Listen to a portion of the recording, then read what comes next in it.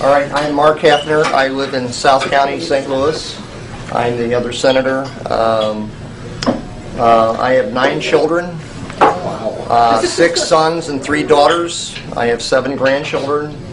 And when I found out that through birth certificates and Social Security cards that I had unknowingly made corporate slaves out of my children, I was a really unhappy person. Okay. We showed the signature line on the checks, and that is called microprinting. And now, if I started a corporation, and I knew that I had started a corporation, I would open a corporate checking account for that corporation where I would be the president of, and it would make some sense for the signature line to say authorized signature, because the corporation I would start wouldn't have a hand and couldn't sign anything. It would take a flesh and blood human being, the person who had started the corporation. But on a personal check, it doesn't make any sense, because on a personal check, it's a personal check. But the truth is it's an all caps name. The checking account that you have is an all caps name. Look at your driver's license. It's an all-caps name. Voter registration, credit cards, everything that you do is in all caps. They have created a corporation out of you, and on the checks, in order for it to be valid, the authorized signature of that corporate account needs to sign it. What do you know about fine print? When they put fine print on a document, the finer the print, the more important it is to them, and the more they don't want you asking any questions about. I have run into almost nobody that knew that that signature was on there unless they were part of some type of a patriot movement.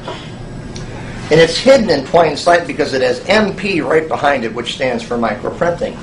But nobody seems to catch this because it's hidden in plain sight. So the corporate identity thing is basically like me sneaking into your room when you're a baby, or sneaking in with your mother at the hospital when you were born, and basically stealing your identity and creating a corporation that you're actually the owner of, okay, but you don't even know that it exists. And then the initial public offering of that corporate entity is offered through a birth certificate bond. You can get as many copies, certified copies of your birth certificate as you want, but you can't get the original. Why can't you? The reason you can't get the original is because it was sold on the Securities Exchange as an initial public offering. I was born in the mid-50s, and the initial public offering of my birth certificate bond was sold on the Securities Exchange for about $600,000 in 1955. I have a 2-year-old. The initial public offering of a 2-year-old these days is about $2 million. It really is identity theft. All of these original security bonds, okay, that accrue value as they're used in commerce, and the value of the bonds go up, are actually held in each of the Federal Reserves all around the country. Now, a bond yields its profit to the person who is in possession of it when it matures. Guess when your birth certificate bond matures? When you die. And when you die, the person who, or the corporation that's holding the bond, will keep all the profit that that bond has generated.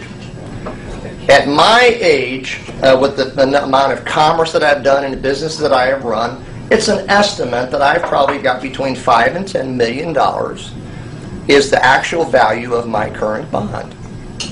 But because I'm not in possession of it, and I'm not even supposed to know that it exists, all those assets based on my identity have done me no good whatsoever. So how did we get into this mess? When we were being formed as colonies, it took a lot of money to get all the supplies and ships and everything over here to form the 13 colonies. British bankers and the British Crown put up a lot of dough. Well, they were happy to put up the dough because as long as they owned the colonies, they knew that the resources of this over here would pay them back a very good return on their investment. But when we broke away from them, now they had no return on their investment, and they had a legitimate claim of debt against us. If we weren't going to be theirs anymore, we needed to repay them for what they had invested to get the colony started. It was a legitimate debt that we owed when we were formed. There are sentences in the Constitution that read that the debts under the Confederacy are continued under this Constitution. So the Constitution is also an agreement of debt to the British and to the French, because we asked the French to help us defeat the British, and they wanted to be paid back for their military expenditures. So we basically were broke when we became a country, and what we didn't know, or I didn't know, is that the bank note when other countries loan to a country is a 70-year note. So the 70-year note comes due when Lincoln is president. They don't have the money under Lincoln to pay off the note. So Lincoln doesn't want to give the public lands of the 13 colonies and the public lands of the Louisiana Purchase back to the Europeans in a foreclosure. He'd rather have that not happen on his watch. So he says to the European bankers, can we renegotiate the loan? And they said, well, we might do that, but we're going to want some upfront money, we're going to want better terms, and we're going to want more collateral. Under Lincoln, there were now 34 republics, many of which were not, part of the original 13, weren't part of the Louisiana Purchase. And he went to them because what the European bankers wanted was they wanted the public lands of all 34 republics to be held as collateral against the new national debt for the next 70 years. Well, when the southern states heard that they were being asked to do this in a war that they hadn't fought in for collateral to bankers, and they didn't like the terms, they basically said they're not going to do it, and they seceded. The real reason for the Civil War and the secession of the states was over the collateralizing of the public lands of those republics.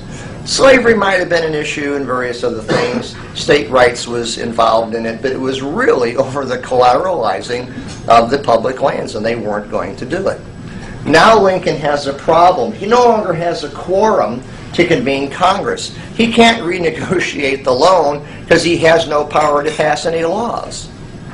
So he had an idea. And I think it was the best idea he could come up with because he was in a pretty bad spot.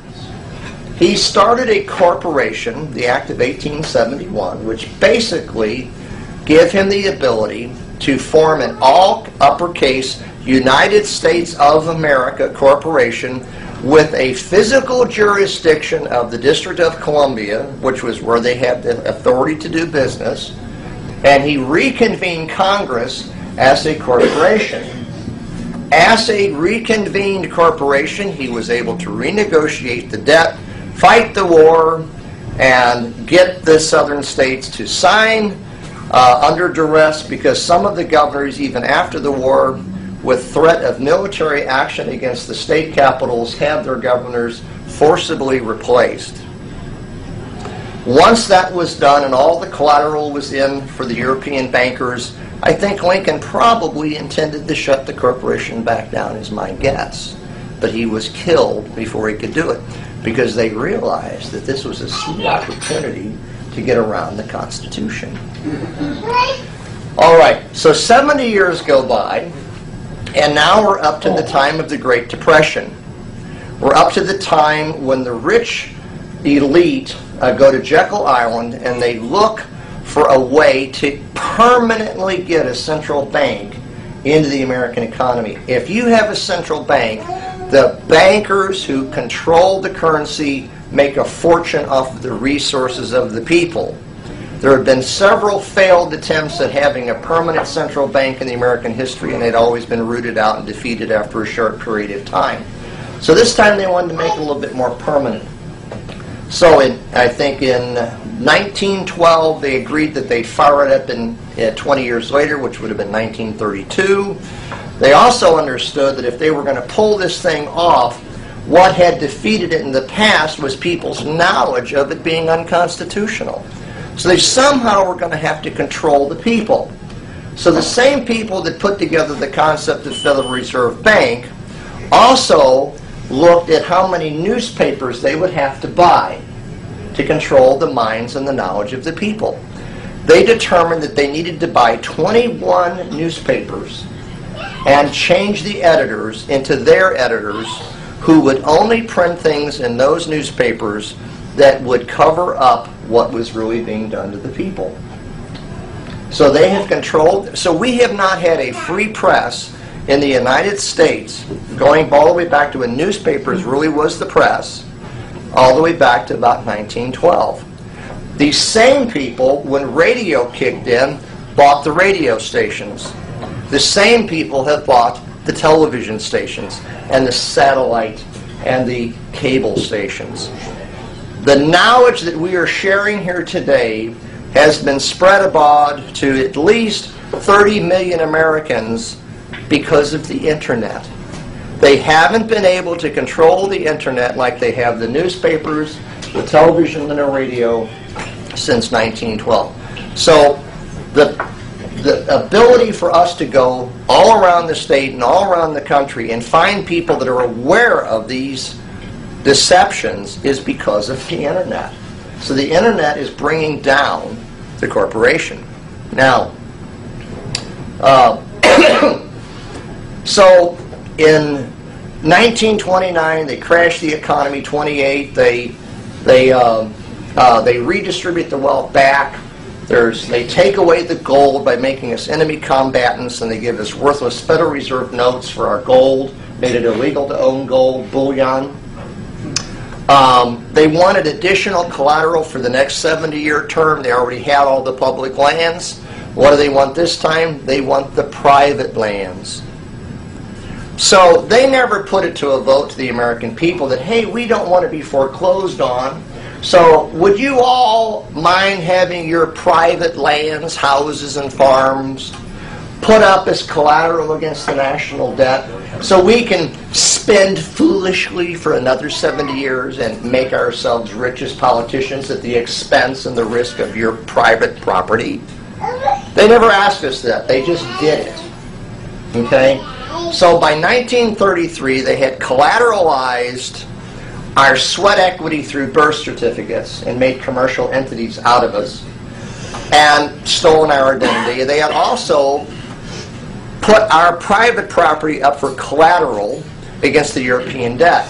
Some very, very brave people from 33 to 38 took the government to court for fraud, for doing these things. These court cases went all the way to the Supreme Court. The Supreme Court ruled that what the corporation had done to the American people was fraud. It was fraud for two basic reasons. There wasn't full disclosure. If I can prove that your grandpa made a deal with my grandpa and that he didn't fully disclose the terms, there is no statute of limitations on fraud. Also, it was fraudulent because there was in consideration 2 days. Will you wash my car every day and wax it once a week, and in exchange for that I will give you nothing? Contract? No contract. There's no consideration going both ways. If I say I'll give you a penny a week and you agree to it, now we have a binding contract. It's a really sweet deal for me, but it's still consideration both ways. So the Supreme Court told the government that they had put our private lands at risk if they defaulted on the loan, and that there had not been full disclosure, and there was no consideration to us for using our identities to be the backing of all the money and to put up our private property for collateral against others, that we had been given nothing in exchange for all that risk. So there had to be full disclosure, and they had to give some consideration. I'm sure they ran an ad in the legal newspaper somewhere, so now we've got the disclosure out of the way, okay? And they said to the Supreme Court, if any of the American people submit any debt to the Treasury, not purchases, but debt, we will pay their debt out of the large sums of money that we are holding in their birth certificate bond. And that was okay with the Supreme Court. Now, they don't honor that, and they don't advertise that.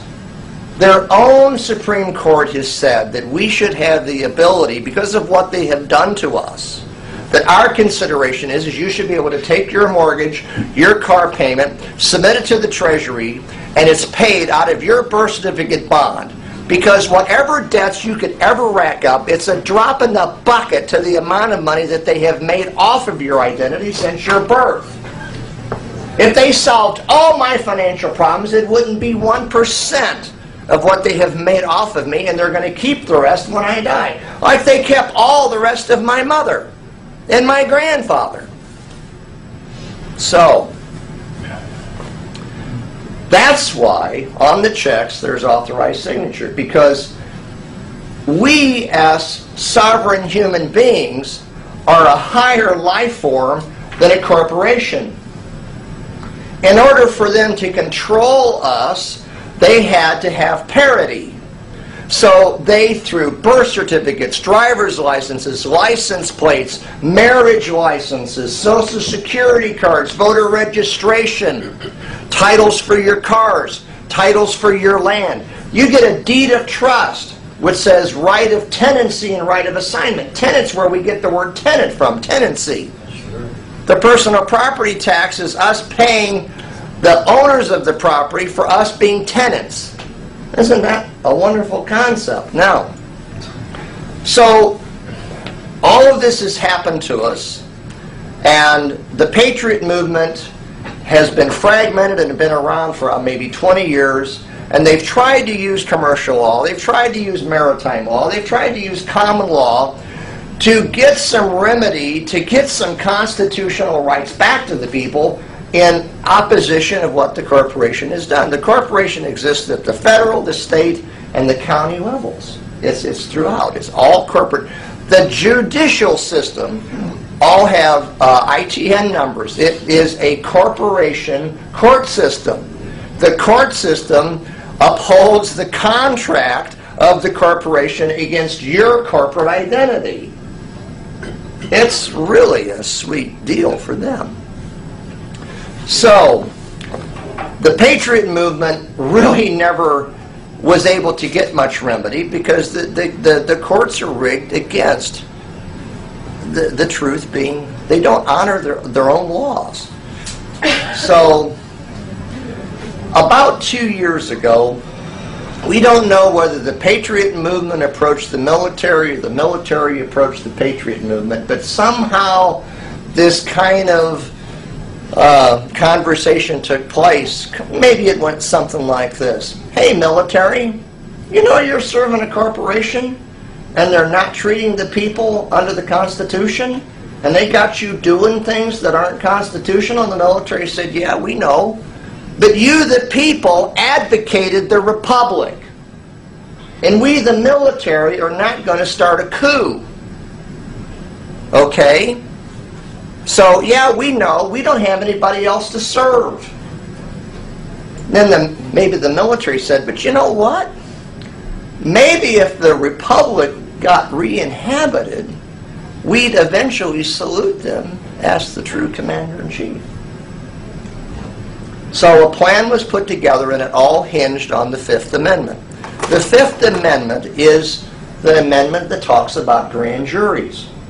We have all been completely delusionally tricked into believing that grand juries are formed when a judge, a paid judge or a paid prosecutor, pulls a pool of people together, gives them instructions, filters what they can witness, tells them what the president is, and tells them what they're obligated to do.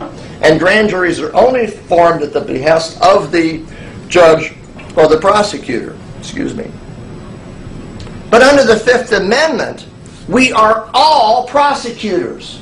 Under the Fifth Amendment, anytime you get 27 of us together, or according to the rules of your republic, you can bring 2 witnesses, bring a presentment against any public official, and that person must now go under trial. It's called a true bill. The power of the Fifth Amendment was discovered, rediscovered, by various patriot movements that came together and pulled their following so that we could get a grand jury in all 50 republics at one time to hear the same case. And the case that they came up with was that the governors are guilty of being elected by the people, but treating the people as corporate entities, working for a corporation, and not obeying the state constitution and the Constitution of the Republic. And the finding of these grand juries was that they had 7 days to resign or lose their option to hold office. And after 7 days, the lieutenant governor had 7 days. And after 7 days, the third person in line had the option. So within 21 days, if nobody repented, resigned, and retook the oath to the Constitution of the state and the Republic to do the right thing, within 21 days they had acquiesced. Acquiescence means that you have a certain period of time in order to do the honorable thing, to fulfill your obligations and make remedy. And if you acquiesce, then under common law, the dishonored party now has the option of coming up with their own remedy.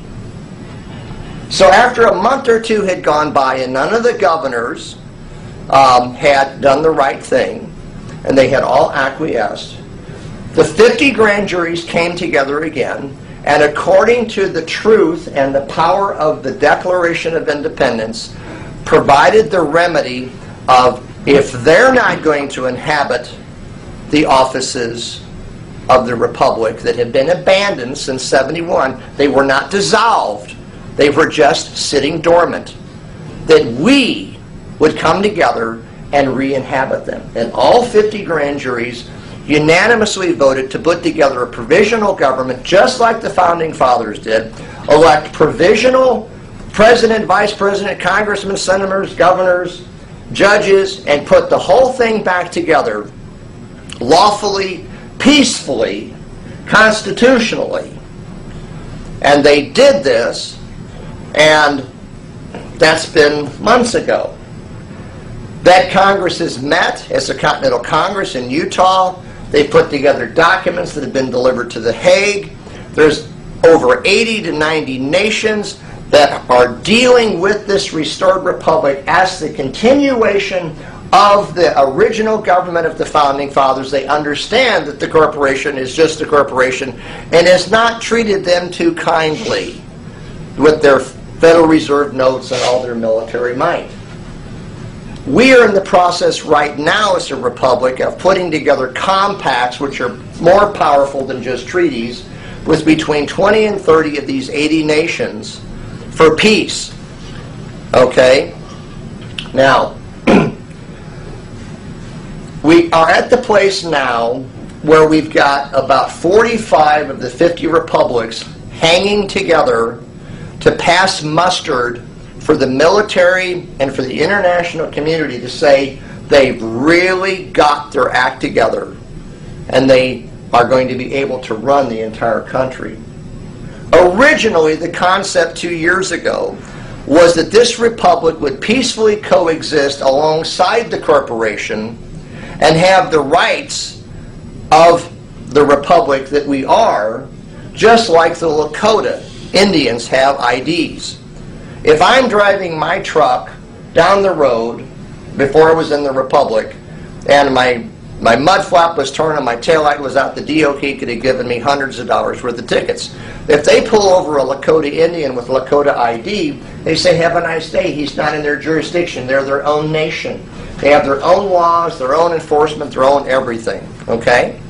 If a Lakota Indian gets messed with by some podunk, he doesn't fight the battle with the podunk. The nation fights it. And they win because they're internationally recognized. That has been established for us and is being finalized. We thought as a republic you could join us, get your IDs, and peacefully coexist, get rid of your debt, get rid of the IRS, get rid of property taxes, okay, get out of the need for contracts for driver's licenses and marriage licenses, and get back to constitutional freedom. Problem, okay, the corporation has run itself broke. It's at high risk of collapsing. And we find out that this is by design. They used 9/11 to put the Patriot Act in, which is the biggest usurping of our constitutional due process rights ever conceived, and to start some wars that would put our military far away from our continent. So our military is barely here and is mostly elsewhere. And in the last couple of years, they have secretly moved in a lot of United Nations troops. Their intent is to crash the dollar, crash the stock market, just like they did in 28, 27, 28, okay. And basically there'll be unrest because the money will be worth nothing. And then they'll go, oh my gosh, we have riots. Please, United Nations, come and save us. Miraculously, the next day, the troops are already here, and our military can't help us because they're all over the globe. So this is the big plan. This is the big plan, okay? So what the Republic is faced with now is not the prospect of being able to peacefully coexist with the corporation as we grow over the next 5 to 7 years and people realize they can join us instead of being a corporate slave, and our numbers would grow naturally. What we're faced with now is the military and the international community looking at us and scrutinizing it and saying, are you ready to run the country when the corporation fails, which is soon, so that the military can back us and tell the United Nations to take a flying leap, put a rolling donut, and get out of our country. We are trying to get the final states together, and we are trying to get all of the official documents and the court of records and everything filled in all the republics so that the military will finally say, we will back you 100% because we believe that you are in place and can run the country when the corporation folds. Our Chief Justice, Nathan Peachy, put out a letter dated January the 11th. I can't read the whole thing to you. I read the first and last paragraph. The serious complaint and grave violations of constitutional rights and privileges by the county, state, and federal corporations disclosed as foreign sovereigns committed against the American peoples and parties of the free independent republics, okay, of the United States of America, Constitution, has been prepared for filing from the office of the Republic Attorney General. They're basically going to convene a national grand jury with a juror from all 50 republics very soon. And the case that they're going to be hearing is evidence that the corporation is planning the collapse of the economy to bring in United States troops. It may even involve United Nations troops, and it may even involve the use of mustard gas and phosgene gas. The estimation is that 100 million Americans could die in order for this country to no longer be a threat to the New World Order. And what will precipitate that ground war is the financial crash, and our military is not here to help us. The last paragraph says the security team at this near event will consist of the military, law enforcement officials, and American Rangers who work for us, who will administer surveillance and security during this event. Okay. So in the very near future, I believe that the military is going to not only be providing security for this event, I believe they're going to be testifying to the American people. The military recognizes that we, the people, are back, and that the grand jury system is back. And they are going to testify against the corporation. The American people are going to put together a true bill. If you leave today thinking that you don't have to pay attention to this and that life as you know it is going to go on for another year or two, you're living a dream.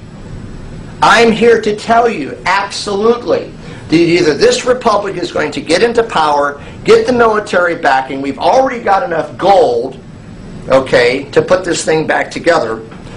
And the military is going to back us, and we're going to get the UN plans out of here, or we're going to have ground war on this continent this year. This is where we're at, okay? Now let's talk about the currency a little bit, because I omitted that. Kennedy understood that the U.S. Treasury is supposed to print money, and that if the Treasury printed money, it wouldn't be a debt instrument with a usury fee tacked onto it for every dollar used, which is what the Federal Reserve notes are. So he put Executive Order 111100 together in 1963, authorizing the U.S. Treasury to print notes, to print dollars, not notes, backed by silver, and they were starting to be put into the banks. He printed billions, I think it's 10 billion of 5s and 10s, and I think 5 or 10 billion of $20. This money was begun to be put out into the banks, and they killed him. Why? Who in their right mind would take their paycheck in 1963-64 and get Federal Reserve notes for their paycheck worth nothing, or get Treasury notes backed by silver? For every Treasury note that was used, the usury, the rent, taxes, which is what everything the IRS collects is basically just the usury for the money, would have come to an end. The central bank would have come to an end. The cash flow to the European rich and to the bankers and the crooked politicians would have come to an end. So they whacked him. That money's been sitting there since '63, and not one president has touched it since then.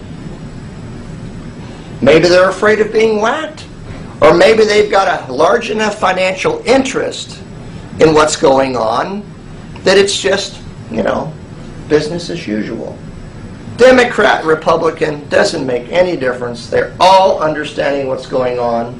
Most of the civil servants, not at the top, think they're serving the people. I guarantee you that the people at the top know what's going on, and by being a part of what's going on, it's made them far more money up and above their salaries. How will the transition take place?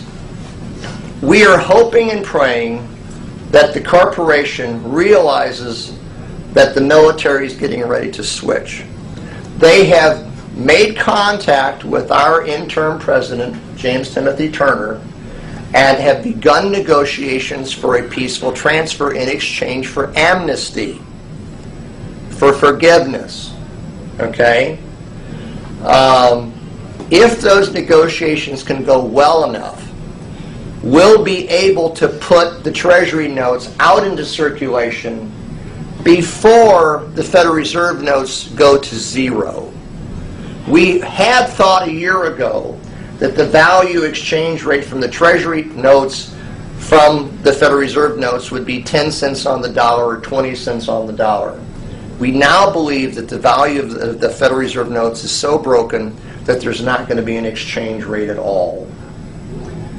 But if we can get the Treasury notes in place so people can begin to have them in their possession, then when the Federal Reserve notes crash, people will still have buying power.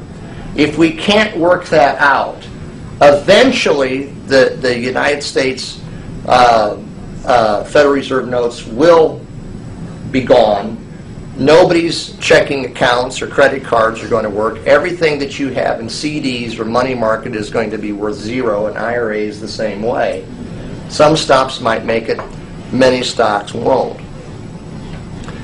This is going to be a rough transition. So how do you prepare for it at a personal level? You need to at least, minimally, have 30 days worth of canned food. Canned meats, pastas, grains, rice, fruits, vegetables, everything. You're not going to go to the grocery store perhaps for a month. You need to have water. The reason I recommend canned goods is maybe there'll be problems with the electric. If you can get a knife, you can open a can and you can dine. Okay? If you have assets, you need to take a serious look at what my family has done. We have gotten rid of all of our IRAs, money markets, and CDs, and we have bought pre-1964 silver coin. in the denomination of dimes and quarters so that it can be used for barter, and it's 90% silver. And whenever the new currency is put back out, we'll be able to exchange the silver that we bought with Federal Reserve notes for the new currency. Almost everybody says that when the paper money, Federal Reserve notes disappear, that the value of silver is going to go up, especially if the new currency is going to be backed in Treasury notes by silver and gold, which it is, because that is the intent of the Republic. We won't have to print the initial amount of money. It's in warehouses, and we have found it. So, where we're at today is we need 12 people minimally in each county of Missouri to ratify a county settlement document, which basically maintains that members of the Republic who reside in that county have ratified a document taking the entire land mass of that county away from the D.C. Corporation and giving it back to the people. So I'm 4 hours away from home today creating a video so that you can get at least 12 people together in this county and the counties that you represent to join the Republic, to ratify the county settlement document, and lawfully, constitutionally take the land of the county back from the corporations. This video will be on the webpage, and I hope that you will spread it like peanut butter, because I can't travel the state. We can't. There's 105 counties in this state. We're thrilled to be here, but there's a limit to my voice box. There's a limit to my personal funds to buy gasoline to fund these trips. That's why the basket is out. Feel free. Okay.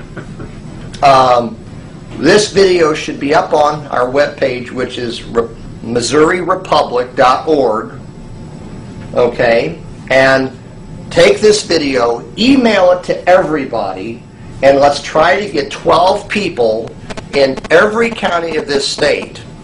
Anybody you know, anywhere in the state, get them to watch the video, help them get signed up, and let's get every county reclaimed. As the National is working on getting the 5 remaining states, which is going to be the trigger for the military to salute us, this case will go forward in the next short period of time, and if we've got the backing of the military, things can begin to change quite quickly. We're praying for a peaceful transition. We've offered absolute amnesty and forgiveness to all the corporate players, which is bringing them to the table because they are afraid for their lives. We have heard in the last 2 months there have been over 1 million applications for overseas visas from people that live in the District of Columbia. Ever heard of the concept of rats leaving a sinking ship? Okay, so this is where we're at. We need the Republic to be stronger in Missouri. We still have some positions to fill. We need to be praying with all of our might for the additional 5 states to get completely seated so that the federal government can say they really have restored the Republic. We're recognized by other nations, we're recognized by The Hague, but the military's not going to back a horse that doesn't have its act together. The more people we have, the more we can pull together absolute proof that we pass muster and we are ready to run this state and ready to run this country. Time is short. The UN troops are here. The dollar is about as fragile as an egg on the top of the Empire State Building, and plans are made for bad things to happen. The United States is a country, and its people who hang on to their guns and hang on to their dreams of the Constitution are the biggest threat to about 20 nations who want the New World Order. The other 80 nations don't. They want to whittle down the American people so that the New World Order can be brought forth. The Republic can stop it. We need you to sign up today and get a red thumb. This is your God-given ID, not your Social Security card or your birth certificate and none of that wonderful corporate stuff. It's your God-given ID and the name that your mommy and daddy give you. If you use your full name and give us your thumbprint and swear an oath, you can become part of the Republic today, and you can sign a jural covenant, which basically says that you are going to republic with us. Republic is also a verb. Congregate is a verb. People are congregating. A bunch of people are gathered, but we don't know what they're doing. But if we republic together, what we're saying is that we have gathered to lawfully support each other's constitutional rights. I'm inviting you to republic with us. Sign the paperwork, okay? I want to throw it open for any questions that you have now that you need answered before you would sign up. And then once we get those questions answered, we're going to go to another part of the room and start signing people up, and I will continue to answer questions for anybody that has them. Okay? And then once you have joined the Republic, you're probably going to have a different set of questions, which would sound something like, I'm part of the Republic now, I have a red thumb. What do I need to do? The first answer to that question is get this video and share it with everybody yesterday. Okay? Not that it's the best presentation on the planet. Please take it and put together a better one and spread it around like peanut butter. But we've got to get this thing done. We do not have months. We have weeks. Maybe a month.